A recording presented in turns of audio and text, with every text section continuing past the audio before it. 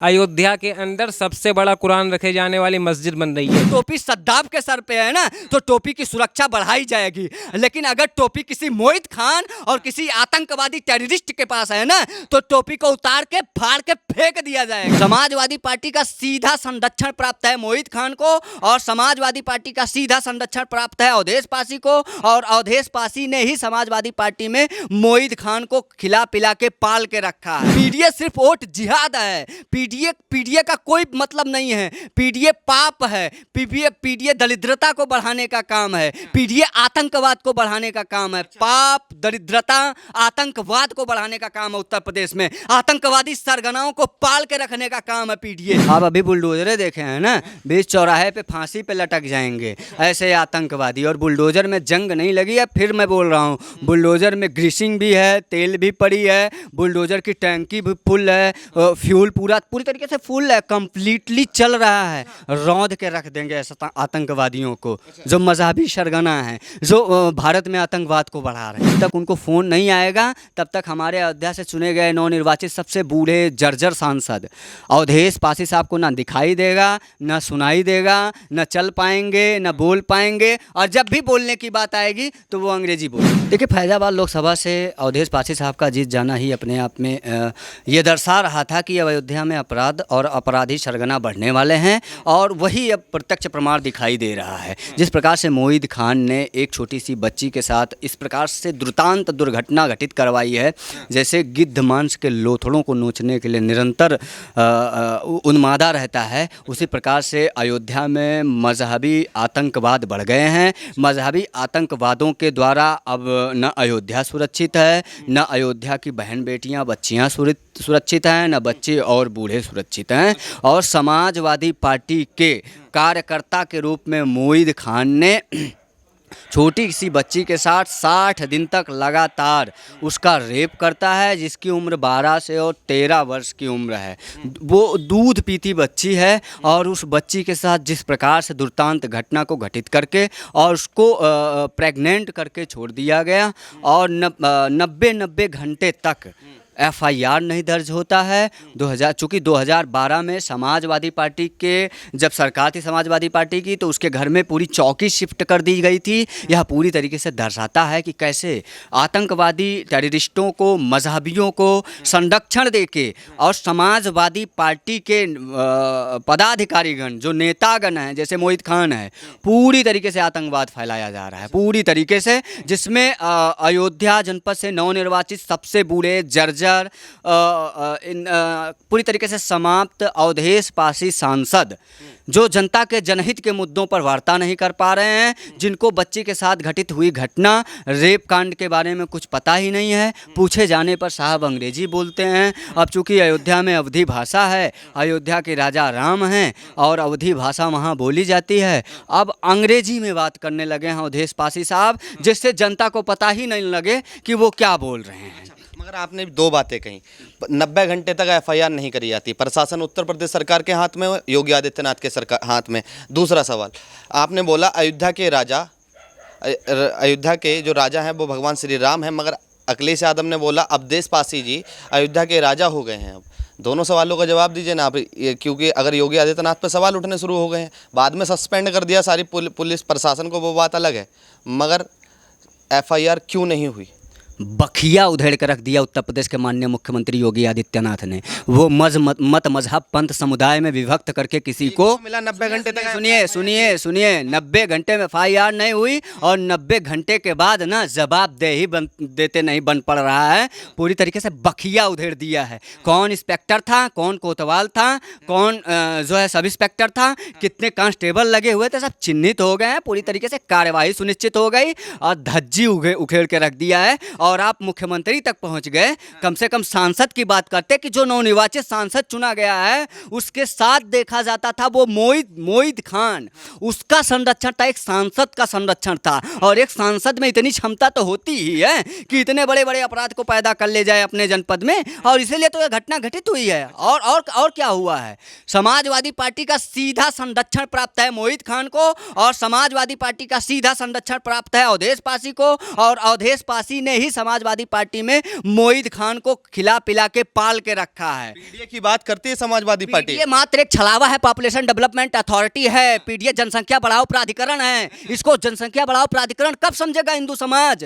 PDA जिस आतंकवादी मजहबी ने यह घटना उस बच्ची के साथ घटित करवाया है ना, पीडीए का वास्तविक मतलब वही है। अखिलेश यादव कभी तब बात नहीं करेंगे जब कोई मजहबी नेता, समाजवादी पार्टी का पदाधिकारी जब एक बच्ची के साथ, चाहे वो दलित हो या अन्य किसी भी वर्ग का आता हो, अगर उसके साथ रेप करता है तो पीडीए कभी वहां काम नहीं करेगा। पीडीए सिर्फ वोट जिहाद है। पीडीए का कोई मतलब नहीं है। पीडीए पाप है। पीडीए दरिद्रता को बढ़ाने का काम है। पीडीए आतंकवाद को बढ़ाने का काम है। पाप, दरिद्रता, आतंकवाद को बढ़ाने का काम है उत्तर प्रदेश में। आतंकवादी सरगनाओं को पाल के रखने का काम है पीडीए। ये किसी हिंदू हित में काम करने का काम नहीं है पीडीए। जिसको जो करना होगा कर लेना। अयोध्या से मैं दिवाकराचार्य महाराज अपने माननीय मुख्यमंत्री श्री आदित्यनाथ योगी जी से मांग करता हूं कि कोई भी माइक वाला कभी भी ये ना पूछ सके ना कि 90 घंटे एफआईआर कैसे दर्ज हुए, नहीं दर्ज हुए। उत्तर प्रदेश में कहीं भी घटना घटित हो ना, तो अगर ऐसी घटना पाई जाती है ना, तो ना सिर्फ उस मोहित खान के ऊपर, ना सिर्फ उसके सहयोगी के ऊपर, बल्कि उन सारे लोगों के साथ जिनके साथ उसकी फोटो देखी जाती है, उनके साथ भी एफआईआर दर्ज की जाए। जिसका संरक्षण उसे प्राप्त है उसके साथ भी उसको एफआईआर में लाना चाहिए। उसके बाद उन सारे लोगों को एफआईआर में दर्ज करना चाहिए। वो कोई इंस्पेक्टर हो, वो कोई भी हो, वो कोई कांस्टेबल हो, अन्य कोई भी हो, एफआईआर सबको एक दायरे में लाकर दर्ज किया जाना चाहिए। ये नारियों के सम्मान के लिए भूमि जानी जाती है, ठीक है। महाभारत जैसे महाकांड हुए हैं यहाँ। द्रौपदी के ऊपर हंसने वाले दुर्योधन का सर्वनाश हुआ है यहाँ, ठीक है। तो नारियों के साथ, बहन बेटियों के साथ, बच्चियों के साथ, स्टूडेंट्स के साथ, क्योंकि 2017 के बाद किसकी सरकार है पता है ना? धर्म सम्राट की, गोरक्षनाथ की, ठीक है, मुख्यमंत्री आदित्यनाथ योगी की। ऐसे लोगों को रौद दिया जाना चाहिए, वह कोई भी हो। बुलडोजर में तेल नहीं समाप्त हुआ है और आने वाले जरूर लग गई, आने वाले जंग जरूर लग गई। जंग लगी होती ना तो ये सस्पेंड नहीं होते। जंग नहीं, रौद देंगे। एकदम पूरा एकदम बढ़िया से चल रहा है, ग्रीसिंग हो गई है उसकी, एकदम तेल पानी पड़ा हुआ है, एकदम दुरुस्त चुस्त और काम कर रहा है, फील्ड में वर्कआउट कर रहा है। परेशान मत होइए, पूरी तरीके से बर्बाद कर दिया जाएगा ऐसे लोगों को। ऐसे मंसूबे को रौद के रख दिया जाएगा। जो अयोध्या को दहलाने की बात करेंगे, अयोध्या में आतंकवाद को बढ़ाने का काम करेंगे ना, उनको कम से कम अयोध्या में तो उनको रौद ही देना चाहिए, और बिल्कुल रौदना चाहिए। पूरे उत्तर प्रदेश में समाप्त कर देना चाहिए। कोई मत मजाक पंथ की बात नहीं है। अच्छा, सवाल ये है कि ये बुलडोजर क्या धर्म देख के चलता है क्या? बुलडोजर धर्म नहीं, अपराध देख के चलता है। और अपराधी का कोई धर्म, पंथ, मजहब, समुदाय नहीं होता है। अपराधी अपराधी होता है, वो आतंकवादी होता है, ठीक है। अगर टोपी सही जगह है ना, तो टोपी का सम्मान और उसकी सुरक्षा के लिए काम किया जाएगा। अगर टोपी सद्दाम के सर पे है ना, तो टोपी की सुरक्षा बढ़ाई जाएगी। लेकिन अगर टोपी किसी मोहित खान और किसी आतंकवादी टेररिस्ट के पास है ना, तो टोपी को उतार के फाड़ के फेंक दिया जाएगा। ऐसी टोपी जो अपराध कर रहा है, बच्चियों बहन बेटियों की सुरक्षा पर घात लगा रहा है ना, जो लोकतंत्र के मंदिर में घुस के फिलिस्तान का नारा लगा रहा है ना, ऐसे आतंकवादी टेररिस्टों को इसी जमीन में जमींदोज कर दिया जाएगा। पता नहीं कितने कब्रिस्तानी इसी कब्रिस्तान में समा गए, ठीक है। यहाँ से कोई भाग के नहीं गया था मुगलिस्तान, यहीं हरा के और यहीं पिटा के गया था, यहीं दफना दिया गया था। तो कोई भी आतंकवादी यहाँ पले ना, इससे बड़ी दुर्भाग्य की बात नहीं है। और उसे चिन्हित किया जाना चाहिए। जिस दिन उसकी पहचान हो गई ना, जिस दिन उसकी पहचान हो गई ना, उत्तर प्रदेश में मुख्यमंत्री आदित्यनाथ योगी की सरकार है, समाप्त कर दिया जाएगा। कहा जाता था उत्तर प्रदेश को उत्तम प्रदेश बना दिया है योगी आदित्यनाथ, मगर उसी उत्तम प्रदेश में ऐसी घटनाएं लगातार देखने को मिलती हैं। और बात यही कही जाती है, दलित, हिंदू नहीं कहा जाता, दलित, ठीक है। उत्तम प्रदेश में, उत्तर प्रदेश में लगातार ऐसी घटनाएं होती हैं। प्रशासन दिखाई देता है तो बुलडोजर अब क्यों नहीं दिखाई दे रहा? क्यों? बुलडोजर तो दिखाई देता था पहले, अब तो जंग लग गई है। आप बता रहे हैं तेल तो है पूरा, आपने देखा होगा, मगर जंग तो लगी गई होगी। इसी पे लटक जाएंगे बुलडोजर के साथ साथ। हाँ, ऐसे जितने आतंकवादी हैं ना, आप अभी बुलडोजरे देखे हैं ना, बीच चौराहे पे फांसी पे लटक जाएंगे ऐसे आतंकवादी। और बुलडोजर में जंग नहीं लगी है, फिर मैं बोल रहा हूँ, बुलडोजर में ग्रीसिंग भी है, तेल भी पड़ी है, है, बुलडोजर की टैंकी भी फुल है, फ्यूल पूरी तरीके से फुल है, कंप्लीटली चल रहा है। रौंद के रख देंगे ऐसा आतंकवादियों को जो मजहबी सरगना है, जो भारत में आतंकवाद को बढ़ा रहे हैं।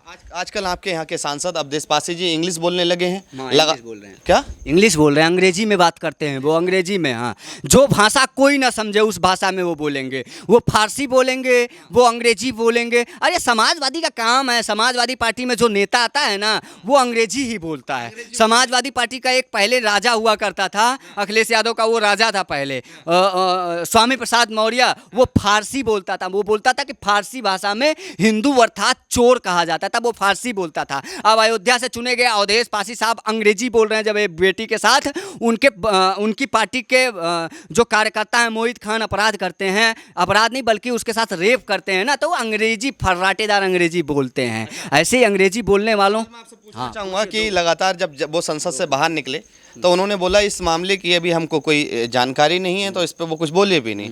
तो क्या लग रहा है कि जानकारी नहीं थी या बोलना नहीं चाहते थे? अखिलेश यादव जी का जब टेलीफोन आएगा और अखिलेश यादव जी उनको संबोधित करेंगे कि अवधेश, तो बोलेंगे जी सर, नमस्कार सर, प्रणाम। हाँ अवधेश, तुमको ऐसे करना है, ऐसे बिल्कुल मत करना, सुन रहे हो ना? तो बोलेंगे जी सर मैं सुन रहा हूँ।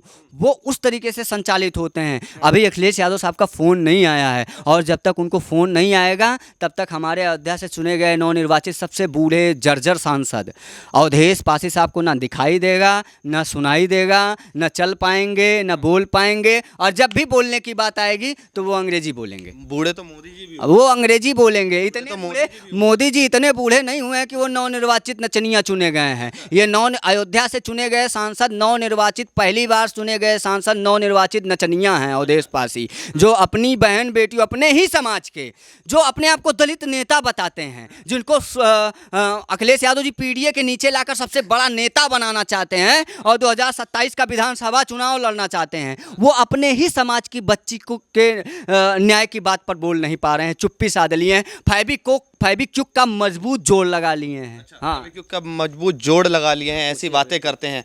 आप क्या कहेंगे सदाब भाई? यूपी का सदाब अब क्या कहेगा? देखिए, जहाँ तक अयोध्या की बात है, जो उस बच्ची के साथ बहुत ही दुर्भाग्यपूर्ण दुर्घटना घटित हुई है, मैं तो उसमें बोलूँगा कि सीधा उत्तर प्रदेश में माननीय योगी आदित्यनाथ जी की सरकार है, और वहाँ पर बुलडोजर जब चलता है तो वहाँ पर किसी विशेष जाति, पंथ या संप्रदाय के ऊपर नहीं चलता है, और बाबा जी के बुलडोजर में बिरिग उरिग नहीं होता है। एक बार जब चल जाता है तो फिर देखता नहीं है कौन नहीं है। और जो मोहित खान वहाँ पर गैंग रेप किया है, छोटी सी बच्ची 12 या 13 साल की बताई जा रही है, उस पर मैं माननीय मुख्यमंत्री परम योगी आदित्यनाथ जी से मांग करूंगा कि इस पर जल्द से जल्द एक्शन ले। और माननीय मुख्यमंत्री जी ने संसद में बोल ही दिया है, और जब बाबा जी बोल देते हैं मिट्टी में मिलाने के लिए, बहुत जल्दी देखिएगा उत्तर प्रदेश की धरती से एक ही आवाज़ आएगी जब उसका इनकाउंटर होगा। अच्छा जी, एनकाउंटर हो जाएगा? बिल्कुल होगा, बिल्कुल, क्योंकि पार्टी के नेता के करीबी है हमारे माननीय योगी आदित्यनाथ जी की सरकार उत्तर प्रदेश में 2 बार से है। अगर वो ऐसा काम नहीं करते, आज बुलडोजर अमेरिका में काफ़ी होता है,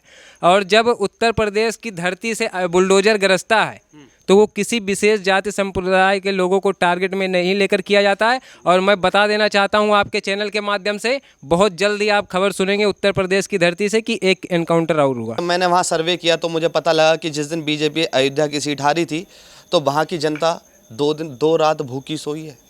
उन्होंने कोई दीपावली नहीं मनाई, कोई दीप नहीं जलाया, भूखी सोई थी वहाँ की जनता। जब मैंने वहाँ ग्राउंड पे गया तो पता लगा कि वहाँ के जो टूरिस्ट हैं, जो वहाँ राम मंदिर आ रहे हैं, वो सामान तक नहीं खरीद रहे, उनसे उनको गालियाँ दी जा रही। तो ये कहाँ तक सही है? 5 बार की सीट जिता के दी, अगर एक बार हार गई भारतीय जनता पार्टी तो जनता का दोष थोड़ी है कि वहाँ के सांसद आते नहीं थे उनके जनता के बीच में, ऐसा पता लगा वहाँ। तो पहली बात तो मैंने ये नहीं कहा था कि अयोध्या की जनता ने भगवान राम को धोखा दिया है। मैंने ये कहा कि बीजेपी बोला मैंने ये कहा कि अयोध्या ने हमेशा से एक मंथरा को पाल के रखा है। भगवान राम के समय से ही आप जब देखेंगे तो राम के घर में माता कैकेयी ने मंथरा को दासी के रूप में लाया था, और प्रभु श्री राम लला और चारों भैया लखन लाल जी, भरत जी, शत्रुघ्न जी, उनको माँ बोलते थे। और उसी मंथरा ने माँ, जो जिनको भगवान राम माँ बोलते थे, उसी मंथरा ने कैकेयी को चढ़ाकर और पूरे परिवार में द्वेष और ईर्ष्या की स्थिति को पैदा कर भगवान राम को वनवास दिलाने का काम किया था, मैंने ये कहा। और अयोध्या से जो आपने कहा कि अयोध्या की जनता जो है 2 दिन तक भोजन नहीं की, 2 दिन तक वहाँ दीपक नहीं जले, बिल्कुल सही बात है। और ना सिर्फ मैं रो रहा था बल्कि पूरा भारत रो रहा था मेरे साथ। और अयोध्या लोकसभा नहीं है, अयोध्या विधानसभा है। अयोध्या में 5 विधानसभाएं हैं और फैज़ाबाद लोकसभा है। और इस बार मैं माननीय मुख्यमंत्री उत्तर प्रदेश सरकार श्री योगी आदित्यनाथ जी से यह भी मांग करता हूं कि जब आप फैज़ाबाद रखेंगे ना, तो ज़रूर वहां से कोई फैज़ल ही जीतेगा अवधेश पासी के रूप में। ज़रूर वहां कोई मोईद खान ही ऐसे अपराध को बढ़ाने का काम करेगा। इस बार उसको अयोध्या लोकसभा करके देखिए। और अयोध्या विधानसभा ने 5,000 से ज़्यादा वोटों से भारतीय जनता पार्टी को जिता कर भेजा था। अन्य 4 विधानसभाओं में लीड नहीं कर पाए, हार गए थे। और अयोध्या का हारना अत्यंत पीड़ाजनक था। अयोध्या से कहीं ज़्यादा, जिसकी अगर परसेंटेज में गिनती हो ना, तो करोड़ों गुना ज़्यादा अयोध्या के अन्य समस्त लोकसभाओं में हुआ। जो भी जितनी भी लोकसभाएं हैं, उन सभी लोकसभाओं में अब बहुत दुर्भाग्यजनक स्थिति थी। और उसमें जो सबसे बड़ा कारण था, ना तो संविधान जैसी बयानबाजी, ना तो लोकतंत्र बचाओ जैसा अभियान, ना ही खटाखट, ना ही चटाचट।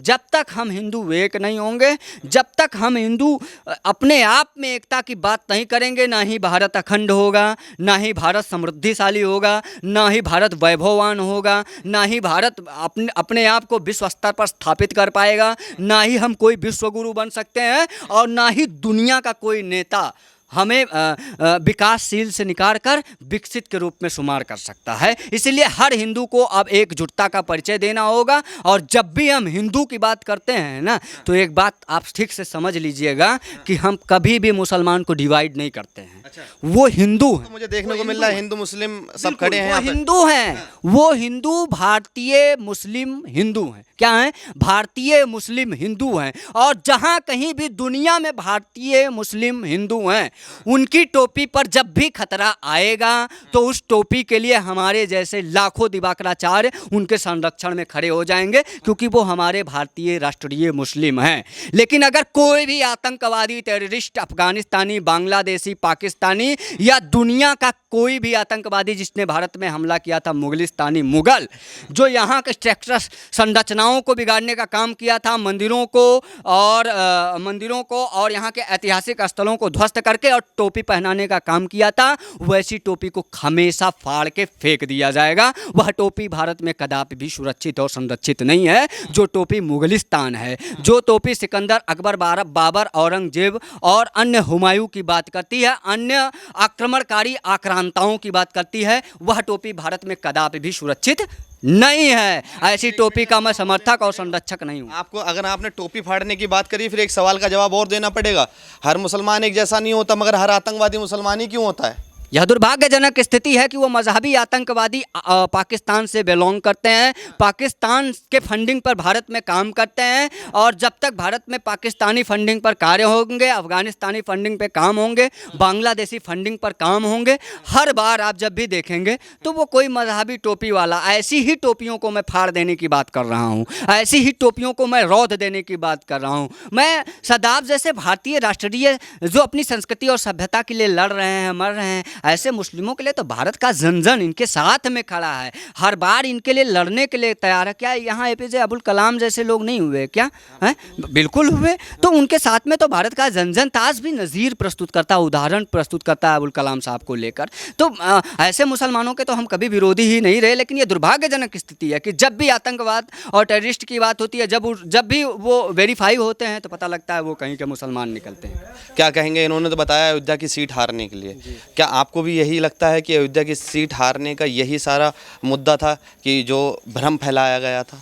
देखिए, मैं इसके बारे में बताऊंगा कि अयोध्या हारने का सबसे बड़ा कारण ये था कि जो वहाँ पर प्रशासनिक अधिकारी थे, वो जनता के बीच में कहीं ना कहीं इन्वॉल्वेशन उनकी अच्छे तरीके से सुचारू रूप से नहीं चल रही थी। और जो मेन कारण लल्लू सिंह जी का था कि वो वहाँ पर 3 बार से सांसद थे और वो अपनी जनता के बीच में नहीं जा रहे थे। इस वजह से वहाँ पर अयोध्या हारना पड़ा। और जो मैं बताता था कि भगवान श्री राम प्रभु श्री राम जो 500 वर्षों का राम मंदिर का सपना साकार हुआ, हम लोग तो खुलकर आकर बोलते थे। आज मैं अपने गर्व से महसूस करता हूँ कि उत्तर प्रदेश की धरती अयोध्या के अंदर सबसे बड़ा कुरान रखे जाने वाली मस्जिद बन रही है। तो इसमें बहुत बहुत क्या महाराज जी क्या कह रहे थे कुछ आप? चंद्रशेखर रावण जैसे जो अपने आप को दलित नेता बताते नहीं थकते हैं, चिल्ला चिल्ला कर हैं वो? बोलते हैं। पता नहीं है कि नहीं है, इसका तो खोज करवाना चाहिए कि भारत में है कि कहीं लंदन वंदन निकल गए जीतने के बाद नगीना से, क्या पता कहीं अन्य देशों में चले गए, चूंकि 199 देश हैं उसमें कहाँ गुम हो गए, आप दिखाई नहीं दे रहे हैं। एक बच्ची के साथ घटना घटित हुई है, एक मजहबी आतंकवादी मोहित खान ने इस प्रकार से घटना को घटित करवाया है। अरे चंद्रशेखर रावण, नगीना से निकलिए, जिस कमरे में चूड़ी पहन के बैठे हैं। मैं अयोध्या से दिवाकराचार्य महाराज आपसे निवेदन करते हुए प्रार्थना करता हूं कि वो बच्ची दलित है, अति पिछड़ा वर्ग से आती है, अति गरीब है, जिसके पास तो बाप का साया भी नहीं, उसके पिता भी नहीं है। उस बच्ची के न्याय में गुहार लगाओ, चिल्ला चिल्ला कर आओ और अयोध्या में गला फाड़ो। दुर्भाग्यजनक स्थिति है कि आपके जैसे नेता को लोग दलित नेता मान लेते हैं। चलिए ठीक है, बहुत बहुत धन्यवाद। ये थी यूपी के सादाब और महाराज जी की राय। आप तमाम लोगों की क्या राय हमें जरूर बताएं। जल्दी मिलेंगे नए मुद्दे के साथ जनता के बीच में।